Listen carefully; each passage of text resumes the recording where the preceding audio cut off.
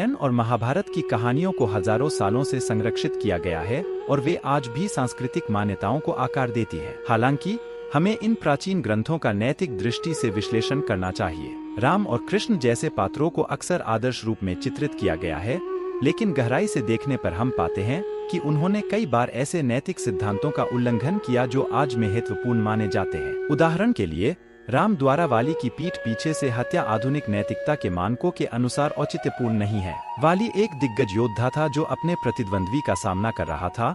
इस बीच राम ने एक पेड़ के पीछे से तीर चलाकर उसे मार गिराया। यह प्रतिद्वंद्वी को चेतावनी देने और असावधान दुश्मन पर हमला न करने के स्थापित नियमों का उल्लंघन है। फिर भी बाद में राम के कृत्य को एक नैतिक हताश खलनायक के धर्मयुद्ध के रूप में महिमामंडित किया गया। वास्तव में नैतिक बहसें इतनी सरल नहीं होती। इसी तरह महाभारत में कृष्ण द्वारा अर्जुन को अपने ही रिश्तेदारों के विरुद्ध युद्ध करने के लिए प्रेरित करना आधुनिक संवेदनाओं के विपरीत है। न्यायसंगत युद्ध सिद्धांत नुकसान को कम करने, गैरहिंसक विकल्पों को समाप्त करने और युद्ध की नैतिक सीमाओं की पुष्टि करने की आवश्यकता होती है। कृष्ण इन सिद्धांतों की अनदेखी करते हुए केवल अर्जुन के योद्धा धर्म को महत्व देते हैं। फिर भी महाकाव्य में नैतिक जटिलताएं और दोनों पक्षों के लिए फर्जों के टकराव हैं। हमें स्वीकार करना होगा कि हालांकि राम और कृष्ण महत्वपूर्ण परंपराओं के स्तंभ हैं और निश्चय ही उनमें दैवीय ज्ञान था, कई बार उनके निर्णय आधुनिक नैतिकता के साथ मेल नहीं खाते। वे जटिल मानव नेता थे जो अपने समय के संदर्भ में काम कर रहे थे,